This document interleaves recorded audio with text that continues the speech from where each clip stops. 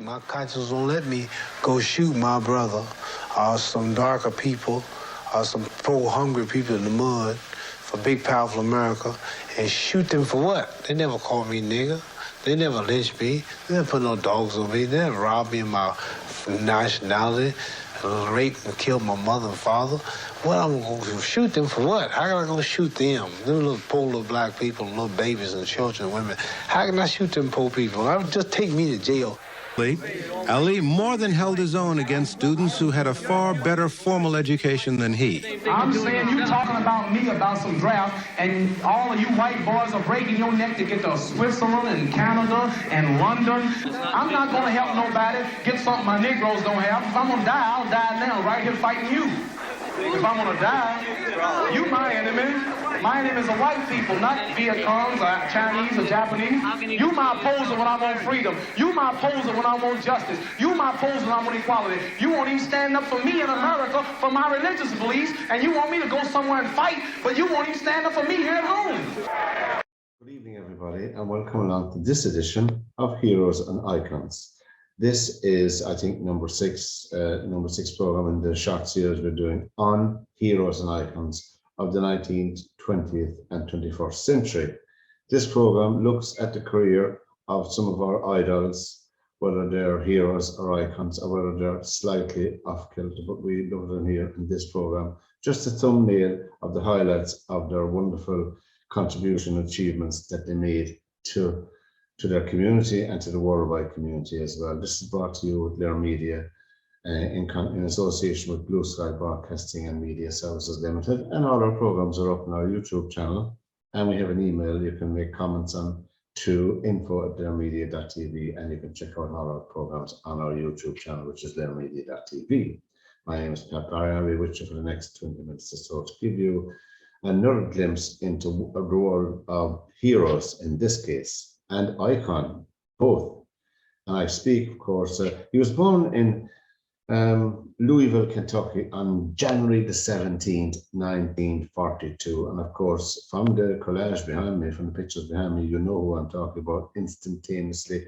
I suppose he's one of the few human beings that is instantly recognizable probably in all the countries of the world you go to. You just will look at the photograph and most people in any country, I dare say, would recognize the man.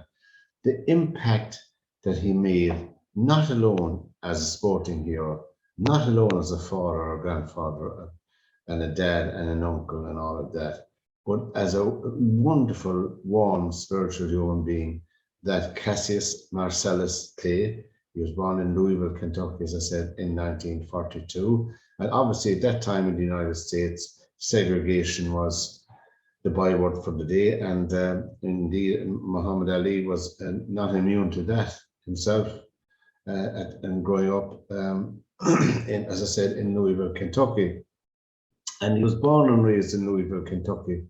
And his mother was a Grady, and he was referred to as the greatest, that's Muhammad Ali. And as I said, he had one brother, and he was named after his father, Cassius Marcellus Clay Sr.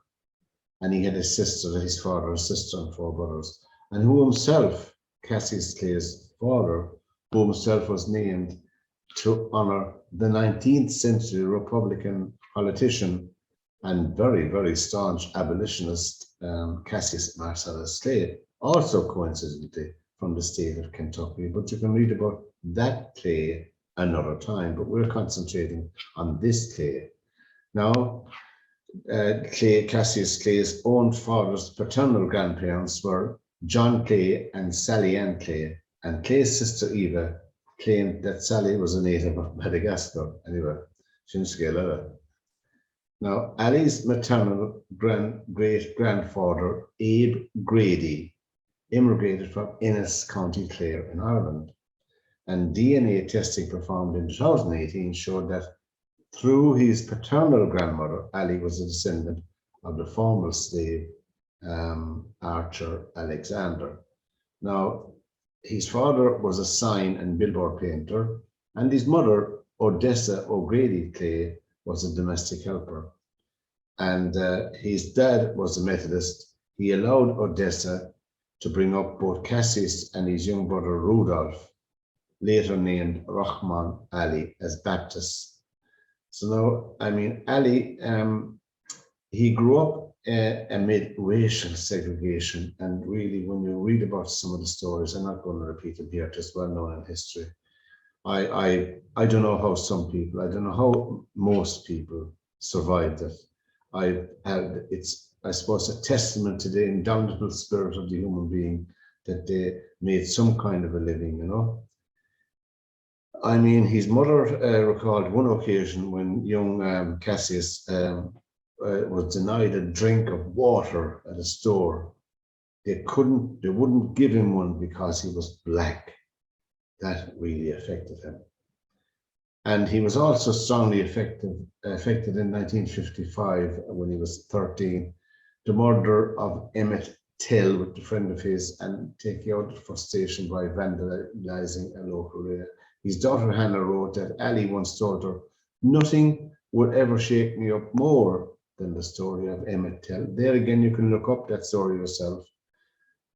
And Ali was first directed towards boxing by a Louisville police officer and coach, Joey Martin, who met the 12-year-old. He was fuming over a thief having taken his bicycle. He told the officer he was going to go and whoop the thief. The officer told Cassius that he had better learn how to box first. So there you go.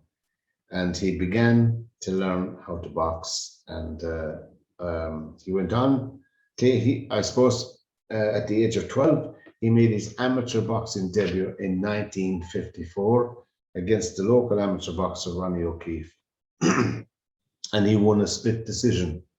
Then he went on to win 6 Kentucky Golden Glove titles and 2 National Golden Gloves titles and an Amateur Athletic Union national title.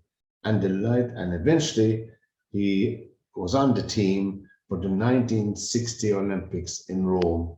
And there he was boxing in the light heavyweight division, and he won the gold medal, the Olympic gold medal in the 1960 Olympics against, I'm almost afraid to say his name because I have no idea how to pronounce it, but Zbigniew Pietraszewski. And you can look up the record yourself and forgive me for not being able to say that properly. I've been looking at it all the time. I suppose the more you look at something, the more complicated the story becomes. And there's many stories told about Cassius Clay when he came back and he was denied sitting down in a restaurant to have a meal from the Olympics, and that he threw his Olympic gold medal into the Ohio River. Some people testify to that, other people say, no, he just simply lost it. Look, we never know now what the real story is, but in any case, there was a replacement medal given to Muhammed Ali, as he changed his name to them, in the 1996 Olympics in Atlanta, where he lit the torch to stop the games. Now, as I say, he made his professional debut in 1960. You must remember that the heavyweight division that time, Cassius Clay, when he started his professional career, he was 18, obviously, in 1960. And an awful lot of these professional boxers, there were no slouches, unlike the farce that we have today, which is sad in a way, of the Olympics, of the heavyweight division today in the world, because really there isn't a decent heavyweight, in my opinion, around today, apart from Tyson Fury. I can't see anybody that's any good myself, you know. And you had a couple of weeks back, you had a glorified light heavyweight beating Anthony Joshua, which really, I watched the fight with my dad, and really, I suppose the less said about that one, the better. But Cassius Clay started his professional career in 1960, and I'll tell you, between 1960 and 1963, he had a total of 19 professional fights. That's 3 years. That's roughly 6 fights a year. That's a fight every 2 months, to be exact. He defeated all-comers, Tony Esperetti and Jim Robinson. You can look up those names yourself. Donnie Freeman, Alonzo Johnson, and George Logan, and a couple of more, which I forget their names. But he also fought, in my mind, one of the better heavyweights around at the time, apart from Sonny Liston, was Doug Jones. Doug Jones is a fantastic boxer. He had everything. He was a boxer, he was a slugger, he could do anything really, this Doug Jones, and he had two excellent, he could knock out with both hands as well, which is, really, I suppose he was a dangerous opponent, but he beat Doug Jones. It was a very, very tough fight. He didn't win to England and beat Henry Cooper. In the 5th round, the fight was stopped because of the appalling cuts that Henry Cooper, all through his own boxing career, Henry Cooper, he suffered appallingly badly with his skin. You could, eventually he had to retire from boxing because, when you get cut so many times in the eyebrows and all along that part of your face, be bringing down a bit of skin to grow on the eyebrow. But really, the poor man. I had the pleasure of meeting Henry Cooper at the Steve Collins fight, the first Steve Collins fight in Mill Street, when he fought our own man here, when he fought Chris Eubank for the world title, middleweight title fight. And I had egg and chips. That's my claim to fame. I had a plate of egg and chips with Henry Cooper, and Jimmy McGee was at the table as well, my dad and myself, and we had a great time. Oh God, it was just a joy to behold in the company of people like that. These are real men. Anyway, and the fight with Doug Jones was held on the 13th of March, coincidentally, 1963, and he always said it was his toughest fight. They were the number 2 and 3 ranked fighters in the division at the time, and the number 1, obviously, and the champion was Sonny Liston, or as we said, Charles Sonny Liston. Now, all through his career, which he divided opinions somewhat with his brashness, which was, I suppose, not a cover-up now. I don't know myself. This is my own opinion, observations down through the years. And I remember the fight against Sonny Liston in Lewiston, in Madison Square, in Lewiston, Maine, I think it was. Yeah. I forget now off the top of my head, but he fought Sonny Liston for the world heavyweight title, and in 1964, and he beat him, and he won. It was stunning. At the age of 22, he became world heavyweight champion. Of course, at that time, you were the real champion of the world because there was only one heavyweight division. One body controlling that heavyweight division. Not unlike today, where you have 4 or 5, I think 5 bodies, and you win this version and that version. It's just anyway, it's a bit nuts, but there you are. I'm still a boxing fan, I have to admit. And the fight was later named Fight of the Year by the Ring magazine, which was the Bible of boxing at the time. Nat Fleischer was the editor and writer of that wonderful magazine, the Ring magazine, which was all around my dad's house growing up. We had loads and loads of copies of it in there. Now, it was unusual because in each of the fights, Cassius Clay vocally belittled his opponents and vaunted his abilities. And that's the fight with Jones and Liston. He called Jones an ugly little man and Cooper a bum. Now, the point about this was psychological warfare, the beginning of what we would describe today as psychological warfare against your opponent to upset him and unsettle him, in my opinion. Because looking back at Muhammad Ali's life, really, there's nobody perfect. He wasn't a saint, but I really think when you look at his own background growing up, that these things were not very, very serious. There were psychological warfare waged on his opponents, Anyway, Charles Sonny Liston was considered, and rightly so, because Sonny Liston as well, before he fought Cassius Clay and in Miami Beach in Florida, Cassius Clay became the main contender for the title after beating Doug Jones. So the fight was listed for February 25th, 1964, Miami Beach in Florida. Now, Liston, if you ever see a photograph of Liston, he was he was a big, strong man, and really there was a lot of on his personal life was very, very sad, but his boxing was good, and he obviously had knocked out everyone. But Liston came to dominance as well when he completely destroyed Floyd Patterson, who was no mean boxer himself, you know, had been heavyweight champion, you know, in 59, 60, that era. And anyway, Floyd Patterson, he knocked out Floyd Patterson with 2 first-round knockouts, you know. And Clay began his psychological warfare against Liston by describing him as a big, ugly bear, and etc. Anyway, we know the rest.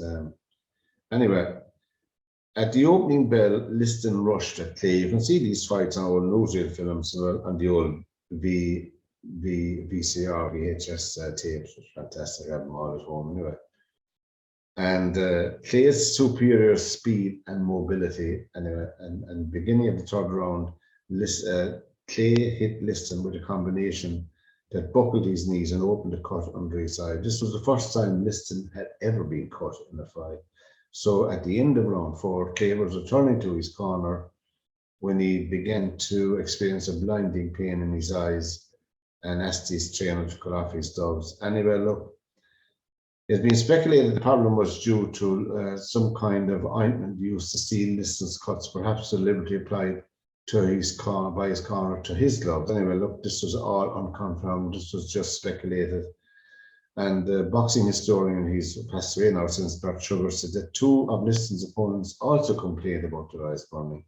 Look, we all know that there was still a mob influence in professional boxing at that time in the 60s and 70s. Clay survived the 5th round anyway, and in the 6th, Clay dominated, and in the 6th round, and he really, really pummeled him around the place. And so when the bell went for the 7th round, Sonny Liston stayed sitting on his stool, and Cassius Clay became world heavyweight boxing champion by a TKO. But Liston stated that the reason he quit was an injured shoulder. He had put out his shoulder, and so there you go. Anyway, the rematch was the same, went the same way, and there you are. You had the beginning of the wonderful reign of Cassius Marcellus Clay. Now, as you know, Cassius Clay was a conscientious objector. Parallel to this now going on as well, you had the war. The war was going on in Vietnam. The Vietnam War was really, really brutal war going on, and Cassius Clay was not interested in fighting for a country where he couldn't sit down and have a hamburger in a restaurant, you know, as Olympic champion. So there were many other reasons as well, you know. Anyway, he refused the draft, and between the years 1960 to 66 would be what you call stage 1 of his career, where he beat everybody who stood in front of him and became world champion. And then from 66 to 70, 71, which would have been the age of 25 to 29 in Cassius Clay's life, he would have been at the prime physical peak of his abilities. He was denied a living from professional boxing by the United States government, and from 66 until he got it overturned in 1971. Now, at that stage, Muhammed Ali, as he was known then, Muhammed Ali was 29, facing into the age of 30, you know, which I suppose today is, which is not too bad, but nevertheless his best years were really, he was forced to be inactive. He was refused a boxing license in every state in the United States. I often wonder why he didn't go abroad and box. I don't know that myself, but maybe, you know, he was, of course, married as well. He had married 4 times, you know, but anyway, he came back in 1971, and then I suppose the trilogy with Joe Frazier entered the arena. Joe Frazier was the world heavyweight champion at the time. He was granted a license while his appeal was going through in 1970. He got his boxing license back from the City of Atlanta Athletic Commission. And anyway, Ali's first return bout was against Irishman Jerry Quarry on October 26th, resulting in a win after 3 rounds, after Curry, the Jerry Quarry was badly cut, you know. And then a month later, then a federal court forced the New York State Boxing Commission to reinstate Ali's license in full a month after the Jerry Quarry fight. Then he fought Oscar Bonavena, who was a decent boxer from Argentina, in Madison Square Garden in December. And I suppose there was a technical knockout of Bonavena in the 15th round, but he was still good. He was still almost as good as anything around boxing-wise. But, you know, from the inactivity of an athlete like Muhammad Ali, really, we didn't appreciate how much it meant until we saw those fights. And then as a result of that technical knockout, became the top contender against the heavyweight champion, Joe Frazier. Now, he had 3 fights with Joe Frazier, and you can read all about those as well. And I suppose after those 3 fights against Joe Frazier, really, he was never the same. Well, Frazier wasn't, and Ali was slightly better, but he recovered. And he recovered after the Rumble in the Jungle, and he then fought George Foreman, as we know, the famous in Kinshasa in Zaire, and the Rumble in the Jungle it's referred to. And of course, I'm not going to give you a round by round, blow by blow of that fight, because it has been seen so many times, you know. And now, he was married 4 times, that's Ali, and he had 7 daughters and 2 sons. And, you know, I suppose he became a Sunni Muslim, and also a connection with Sufism as well. That's what he guided his life, you know, that's Muhammad Ali. And really, he was a fantastic, what's the word I'm looking for? He's a fantastic philanthropist as well, you know, that's Muhammad Ali. And I'm seeing that you're listening to Heroes and Icons on nearmedia.tv, and all our progress can be caught up with, I suppose, on our YouTube channel here, which is nearmedia.tv, and this is brought to you in association with Blue Sky Broadcasting and Blue Sky Broadcasting and Media Services Limited.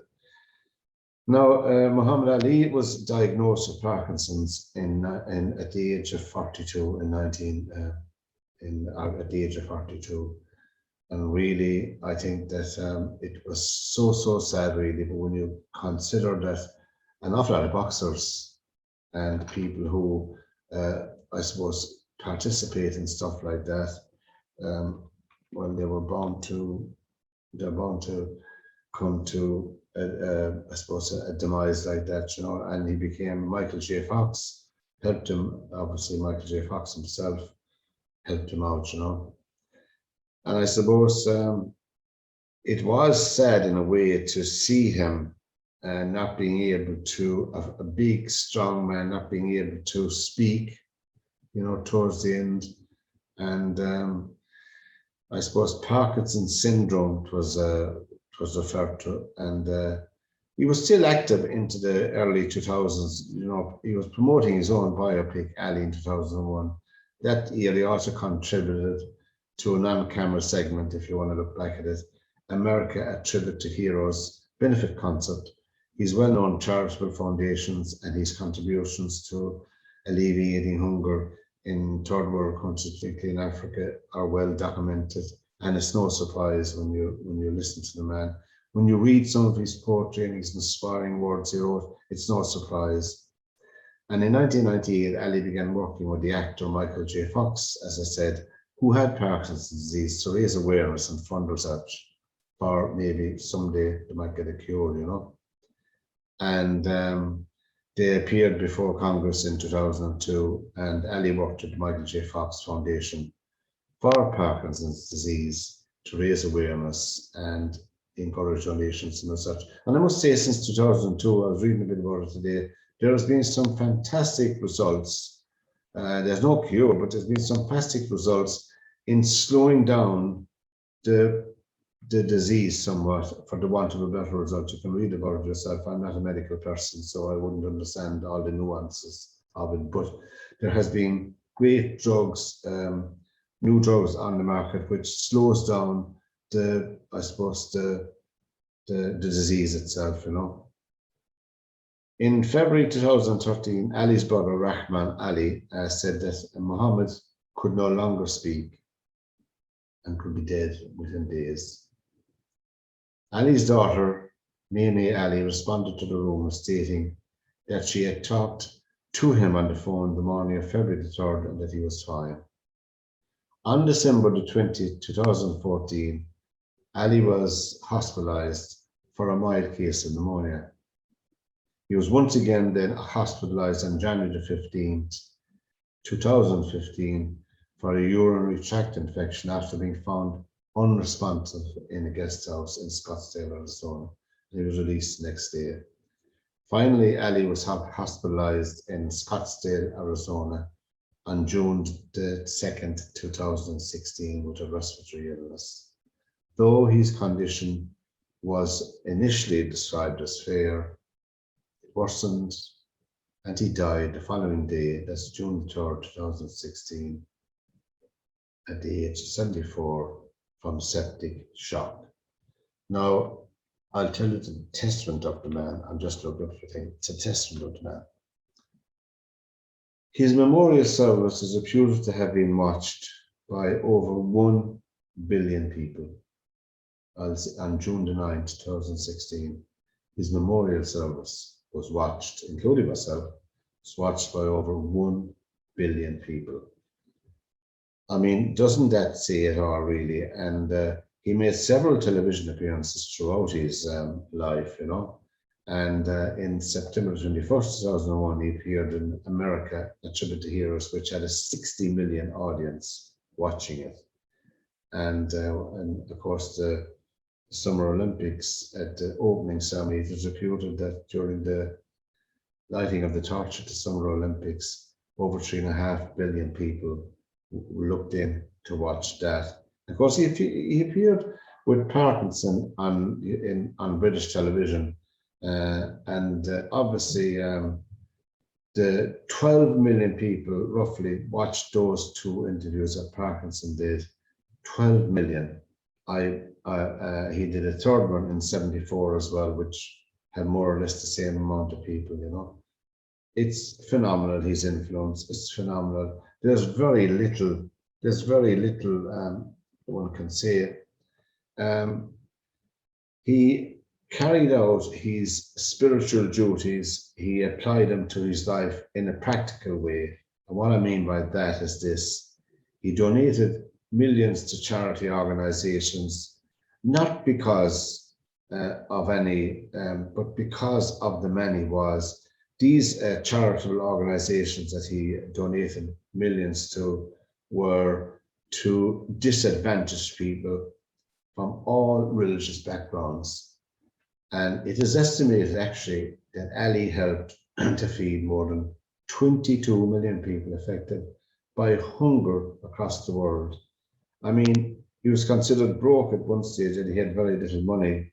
So he sold his image, I think, for $50 million or something like that to keep, so that he would be able to continue his charitable work, you know. And that was in 1978. So in 2006, Ali sold his name and image for $50 million, after which Forbes estimated his net worth to be $55 million in 2006. And following his death, his fortune was estimated to be more between $50 and $80 million. No one knows. I think money never mattered that much to Muhammad Ali. Anyone that would look at his life, you know. And it is a testament of the man, the human being. Float like a butterfly, sting like a bee. That was coined by one of the commentators. And Ali had himself, he's not coined by a commentator, Ali wrote that in the poem. Float like a butterfly, sting like a bee. And of course, we're so used to it now that it's gone into modern day English. And also his poetry, people are not that familiar with his poetry, but you should try and check your local library for his books of poetry, which are just fantastic, really, you know. And also his writings in general. And his interviews are widely available on YouTube that he did with many, many people down through the years. His thoughts on inequality, on poverty, on racism and all, segregation and all of that, because he lived it. He lived it. He epitomized one of the most warm, intelligent, brash, loud, articulate human beings that I have ever seen in my lifetime. And he fought, of course, in Croke Park against Al Blulus, and my God, was he a joy to behold, and a specimen of a wonderful human being. But anyway, Muhammad Ali, you know, anytime an interview, even today, comes on television, or an interview with him, whether it's audio or visual, people stop and listen even today. I can say that for certainty. He was such an inspiration, not alone to his own people, but on the world stage. He was just so fantastic. What would the world be today if we could have a few Muhammad Alis with us? I don't know. I'm Pat Barry for LearMedia.tv, and this has been this edition of History and Icons. Very, very small thumbnail of Cassius Marcellus Day changed his name to Muhammad Ali. Muhammad Ali, as he was known in the second part of his career. The world is, I suppose, poor. I know it's a cliche, but it's very poor without the likes of Muhammad Ali. Hope you enjoyed it. You can catch all our programs on our YouTube channel, LearMedia.tv. Thank you for looking. I'm Pat Barry, and until we meet again, take care and good luck.